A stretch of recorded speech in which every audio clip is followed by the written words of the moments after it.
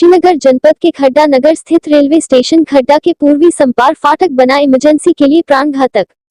बता दें कि क्षेत्र से जुड़े एकमात्र सड़क सामुदायिक स्वास्थ्य केंद्र तुरकहा को जाती है, जहां पर 24 घंटे इमरजेंसी सेवाएं बीमार व घायलों को दी जाती है।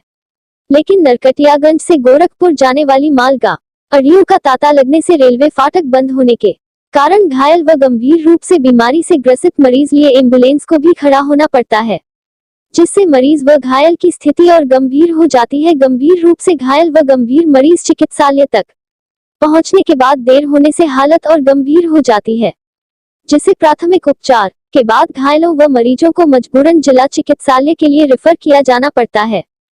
जब भी आप लोग एम्बुलेंस लेके जाते हैं तो ये रेलवे संपार फाटक जो है वहाँ पे घायलों को या किसी चीज़ को लेके जाने में आपको क्या दिक्कतें होती हैं? हमको काफ़ी समस्याएं होती हैं, क्योंकि हमारी इमरजेंसी ड्यूटी है। वहाँ ट्रैफिक इतना रहता है कि एक वहाँ ओवर ब्रिज की आवश्यकता है। सरकार से कभी कभी किसी मरीज दम भी तोड़ देता है। वहाँ जब दो ट्रेनों की क्रॉसिंग होती है तो वहाँ आधे घंटे से ऊपर का समय लग जाता है हमको इंतज़ार करने में। तो मरीजों को काफ़ी कठिनाइयों का सामना करना पड़ता है और उसी विलंब के कारण मरीज और दिक्कत में पड़ जाता है। अच्छा, ये बताइए, जो मरीज जो हैं जिनकी स्थिति सामान्य होती है उनको आप लेके आते हैं, उस समय फाटक बंद होने के नाते उन लोगों की स्थिति क्या नाजुक रहती है या और गंभीर हो जाती है? और तो गंभीर, जब विलंब होगा तो उनकी समस्या तो लाजमी जायज़ सी बात है कि उसमें दिक्कत तो हो ही सकती है। तो मरीजों के लिए दिक्कत होती है तो फिर यहाँ से रिफ़र कर दिया जाता है। हाँ, तो यहाँ से जब क्रिटिकल पेशेंट रहेगा तो यहाँ से ज़िले के लिए रिफ़र हो जाता है। अच्छा, तो मतलब यहाँ पे क्या चीज़ ऐसा व्यवस्था होना चाहिए जिससे आप लोग की समस्याएं ख़त्म हो?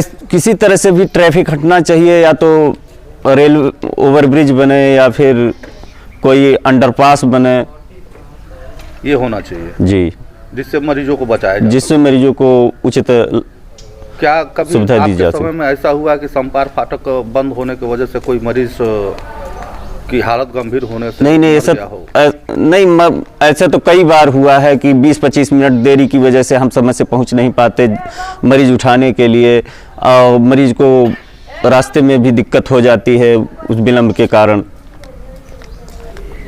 अच्छा, मतलब इतनी समस्याएं हैं। जी। क्या नाम है आपका? सत्येंद्र कुमार चौधरी, EMT 108। इमरजेंसी ले जाते समय आपको ये संपार फाटक पे क्या दिक्कत होती है?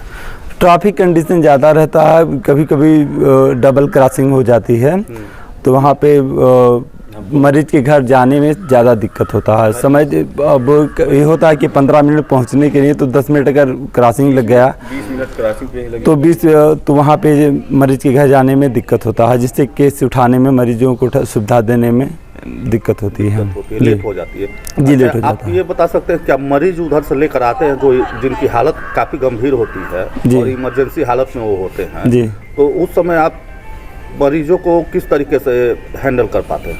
अब यही होता है कि जैसे जल्दी से आओ यहाँ पे, उनको एक लोग तो हैं तो सो जाते हैं रास्ते में, लाओ तो उनको जा कर के बुलाओ कि भैया गाड़ी चली गई, अब तो खोल दो गेट। कई बार ऐसा होता है, हम कई बार उनको जगा चुके हैं। अच्छा, मतलब वहाँ पे ऐसी भी दिक्कत है कि जो रेलवे फाटक पे रहता है जी, वो सो भी जाता है? हाँ, सो भी जाते हैं। कभी कभी ऐसा है, एक बार गाड़ी आकर के रुक गई थी हमारे सामने, तो वो फिर जाकर के जगाया गया उनको कि आकर के भैया खोल दीजिए। हाँ, और उनको जगाए, फिर सो जाते हैं मतलब गेट बंद करके। अच्छा, उधर से आते समय इमरजेंसी में जो मरीज रहते हैं, क्या उनको दिक्कत महसूस होती है या उनकी मतलब हालत और गंभीर हो जाती है, तो उनको क्या करते हैं आप लोग? उनको वही हम कुछ नहीं कर पाते, क्योंकि जब गेट बंद रहता है वापस लाने में यहाँ से 3 किलोमीटर पड़ता है, तो दिक्कत होती है मरीजों को दिक्कत हो जाती है, तो उनकी स्थिति गंभीर हो जाती है। हाँ, उनकी स्थिति गंभीर हो जाती है, फिर यहाँ से रेफर कर दिया जाता है जिला अस्पताल के लिए। क्या नाम है आपका? राम भजन वर्मा।